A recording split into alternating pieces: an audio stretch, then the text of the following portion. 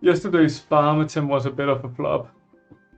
So I've spent some time today improving it and making it better. So I'm gonna expand it more to like now. Huh. No idea why shots were fired there. That's a bit concerning. So I just need a little bit more space here because we have a. Oh, is there anything in the ground? No. Does this moonlight mean anything? Should I care about that? I don't know. So we're going to expand the farm a little bit, and then you can see what I've done and the process of it, and how you can automate almost any drop resources that you need, including jungle emerald and desert ruby and ocean sapphires, like all the annoying, hard to get items. And to be fair, I was also really lucky today while farming. Let's kill these. Good. I think we have the space we need now. Just gonna fill this in. Not that one.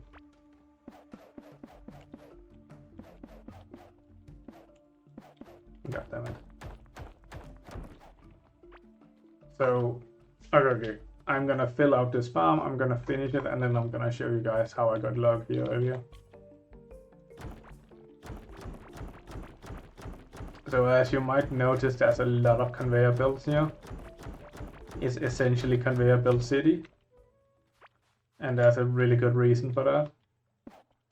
And it solves what I tried to solve yesterday with the drills, but this does it in a way that actually works compared to yesterday's flop. Oops. Oh, it just died, okay. Yeah, I need here. Okay, I'm not sure this is enough space, but we can always dig out more. So we have magma, and I want a lot of this crystal stuff. This is the one that's gonna spawn Mimites and the robots, like the aliens, and they're gonna drop jungle emeralds and desert rubies and ocean sapphires, like the ones that I find really annoying to farm. And I could probably have done this with the scarabs as well, but I didn't think of this back then. I didn't know this method. So hopefully you guys can save some pain. So it's quite simple actually. You just put down this spawning tile, and you can see what it spawns just by mousing over. Then you will see in the tooltip that it says that it attracts life forms found in crystalline environments. And that means we're gonna get the Mimites and we're gonna get the aliens. And those are the ones you want. So I'm gonna put in as big of an area of that as I can.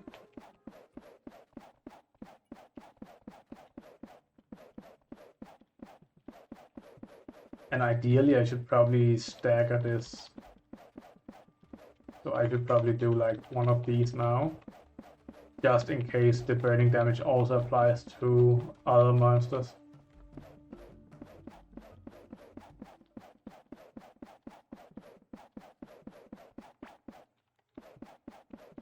And to be fair, I probably have enough, like a big enough space for this, but just because I got really tired of not having enough a jungle emerald, I'm just gonna make it as big as I can, just never to have that problem again. Okay, this burning lasts forever, Jesus.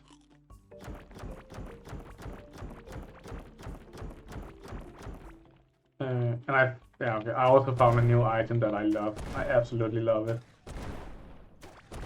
You can see it on my number one. It's this obliteration ray. It's so fucking cool. It's so fun. And it makes it possible to harvest radiation crystals without taking damage. Which, big bang. There we go. Then we put down these.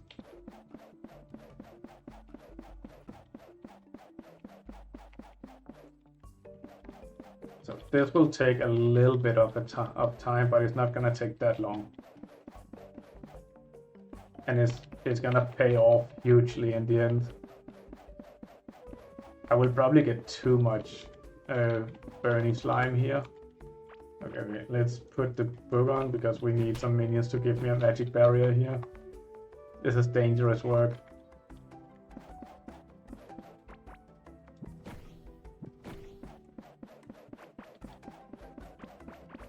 Since I'm quite high level in summoning, I get like, I think it's 45 barrier per pet I have. So I have 355 magic barrier right now. So it just means if I get this burning damage, it doesn't matter as much to me now. It doesn't really get down into my hit points, I think.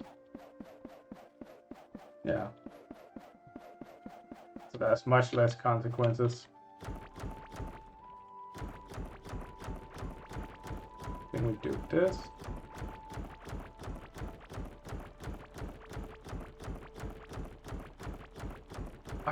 I also need to look up where the best or where more minion books drops, because I've really been curious where to find the rest, and maybe I've just been super unlucky, I'm not sure.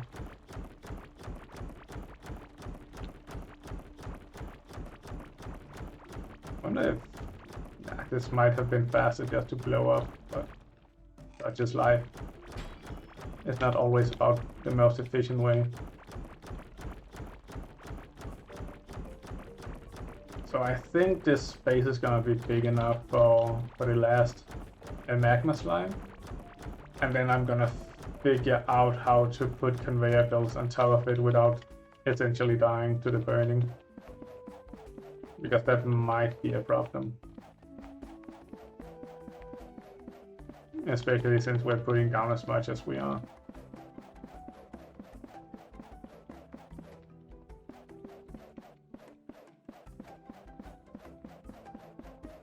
So we're gonna do a couple of rows more. Oh, yeah, rows.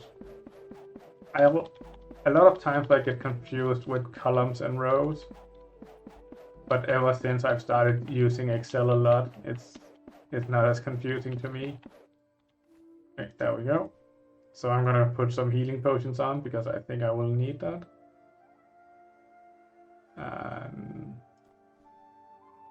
Yeah, and then we summon some pets. And while we do that, we're just gonna put. So the thing is, when you have these spawning tiles, it doesn't really matter what you put on top. So if you put conveyor belts on top, they will, like, the mobs will still spawn.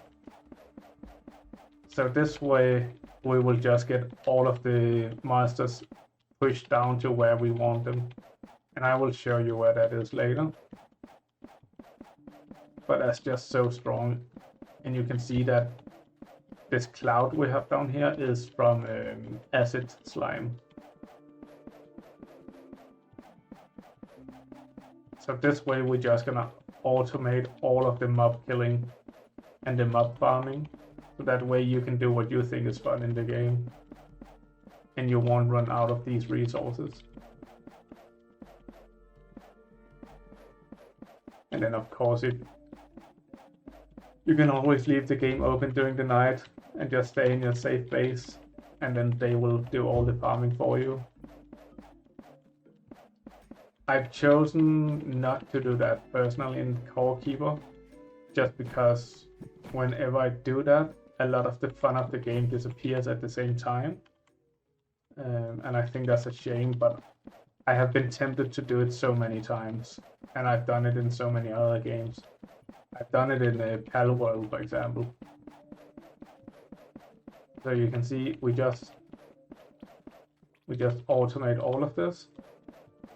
And then because we staggered it like this, I should have thought of this earlier. But that way we can avoid all the burning things. And there you see that's our first spawn, and you see the robot down there as well. So it's already working even though it hasn't been live that long. It hasn't been in production that long, but we're already getting the spawns. And you saw the robot was just taken down, so it stopped attacking us. And that's kind of the point of this.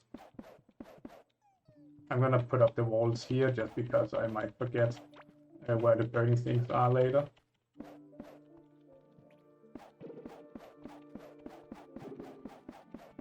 So we want to wall them off because we don't want them to go places where they're not needed. I think maybe this is okay. We're gonna wall this off, then we can get out there.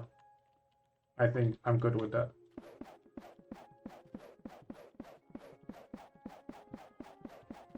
So we're just gonna finish this off, and then I kind of messed up the upper part there.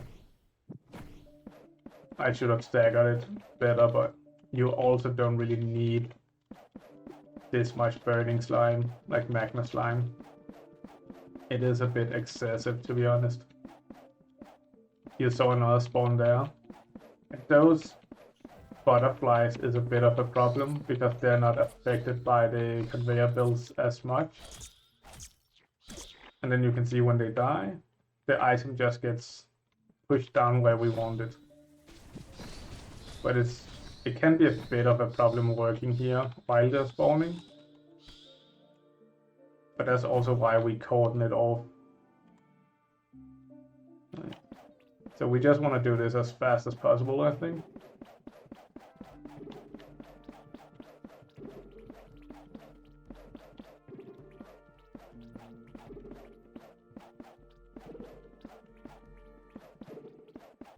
I feel like I could do this faster, but yeah, it is what it is, man.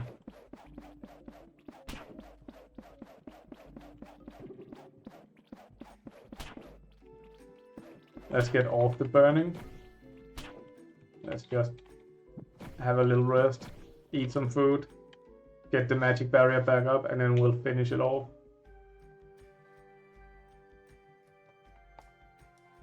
There we go, full magic barrier. Let's go.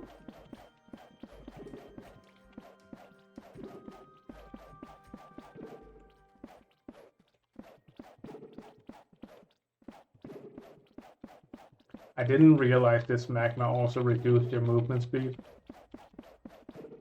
I guess you learn something every day. And there we go.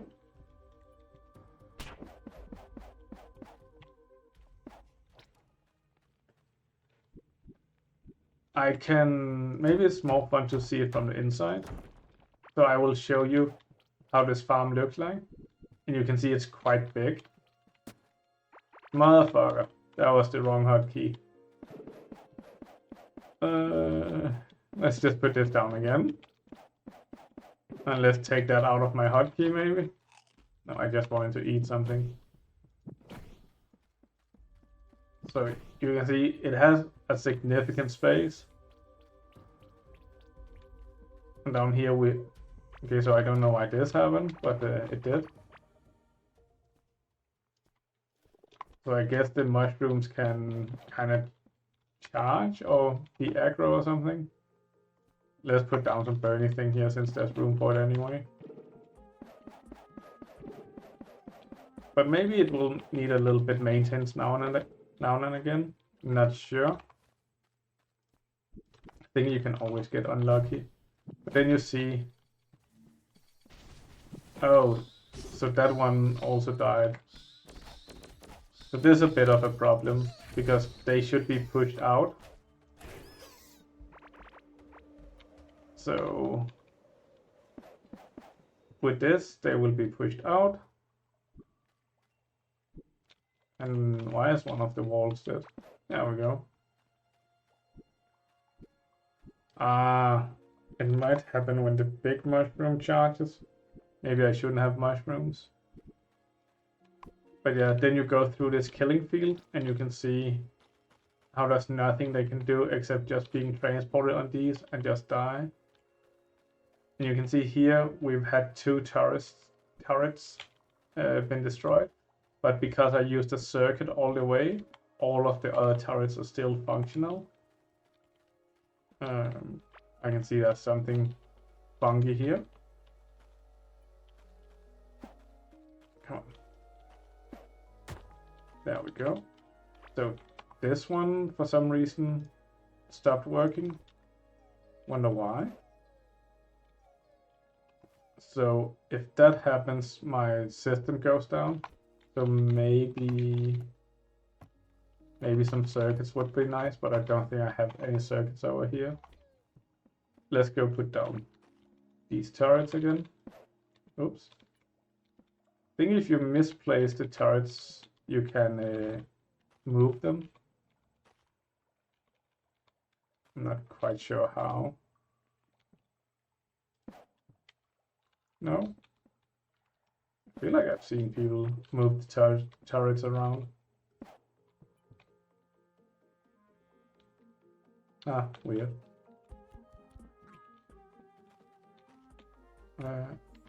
And then the enemies will come through this entire killing field. And all of the turrets will just go crazy. And you can see resources will slowly be funneled into my chest over here. I think maybe the mushrooms was a bad idea. And maybe I should remove them from the farm. But you can see this alien is trying to get away, but is slowly being pushed down and being pushed out. And then when that happens, it will be shot and killed.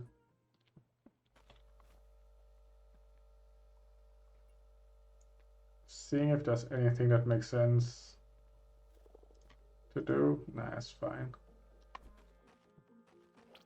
These can be a little bit tricky, but you can see they fight each other as well. So there's some pros and cons to that. It's fine as long as they fight each other, but it's annoying when they destroy the place.